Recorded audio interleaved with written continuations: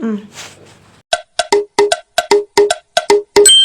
Hello mga mi! Welcome back to our channel. Ang tagal na nga pala na itong video na to. Mga 1 week ago na pala itong video na to mga mi. Ngayon ko lang siya na tawag dito na pagbigyan ng pansin.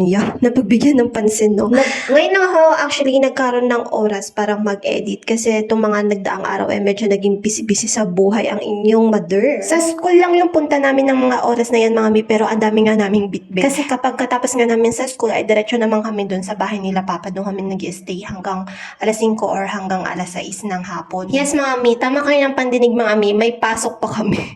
Yung daycare kasi dito mga mi ay hindi pa sila nagka-graduation, kaya may pasok pa sila. At saka late na rin naman sila nag-start nung pasukan. Bali mga August, 3rd week ng August, noong 2023 sila nag-start ng pasukan. So, ang graduation po nila ngayon ay 3rd week po ng June. Bali, next week ay graduation na nila. Pinagtatawanan ko nga si Asher dyan kasi ang laki nga nun salamin niya. Salamin ko yan mga mi at ginagamit nga niya. Sabi niya pahiram nga muna daw. Tapos, ayaw niya pumayag na hindi siya yung magsasara ng tarangka namin. Gusto niya siya magsara kasi may password daw siyang ilalagay. At lagi nga kaming dumadaan sa bahay nga nila Papa bago nga kami dumiretso sa school or kahit saan kami pumupunta, kahit hindi kami pumapasok, kung gagala lang kami, dadaan muna nga kami sa bahay para magsabi na aalis nga kami. Para kahit papano ay alam nila kung saan kami pumupunta kung sakaling may masamang mangyari. Alam nila kung saan nila kami pupuntahan at hindi nga sila mabibigla na nandun kami sa lugar na yun. In case lang naman mga mi. Tsaka sign of respect na rin sa mga magulang natin kahit hindi na tayo sa kanila nakatira. Alas 1 hour nga lang yung pasok nila Asha at pagkatapos nga ay nag-uwian na nga kami tapos dumiretso na kami dito sa bahay nila Papa. Pagdating nga namin dito ay may luto na nga ang ulam kaya magkakainan na nga kami. Nang matapos na nga kami kumain at makapagpahinga ng kaunti ay umakyat nga kami sa taas na Asha para tignan nga namin yung ginagawa nga nila Papa dun sa taas. Naghihila nga pala sila ng kawayan dyan ng kapatid ko at saka ni Papa. Ewan ko ano gagawin nila dyan sa kawayan pero dyan sila sa may taas naghihila sila ng kawayan dyan. 1 week kasing nakabakasyon itong isang kapatid namin kaya may kasama na tong si Papa maghila ng kawayan sa may taas. Nung mga nakaraan kasing buwan ay hindi nga nakakapagtrabaho ng mabibigat na trabaho si Papa kasi umanda na naman yung sakit niya. So, hindi naman siya pinagtatrabaho ng mabibigat. Ngayon, medyo okay na siya. Ayun, antigas naman ng ulo, nagtatrabaho na naman siya. Sinamahan siya ng kapatid namin since na nakabakasyon naman siya. So, ilang araw lang naman nila trinabaho yung parang mga 2 days lang nila trinabaho yan ng paghihila. Yung bakod na yan mga mi ay bakod na yan ng kampo. Dati, nung bata pa ako, labas-pasok lang kami dyan mga mi kasi walang bakod pa yan. Dyan ako dumadaan papunta namin dati. Tapos yung makikita yung balon na yun mga mi. Or basta parang balon daw yan balon daw yan dati. Tapos dyan daw kinukuha ng tubig. Pero hindi ko pa yan nakita na may lumabas na tubig dyan simula nung nagkaisip ako na. Tapos kapag nagkakasakit kami dati, ang ginagawa dyan, nag-aalay dyan mga min ng baboy o kaya kambing pa. May mga sakit kami ng bata kami. Sabi kasi may mga nakatira na daw ng maligno dyan. Basta yun na yun.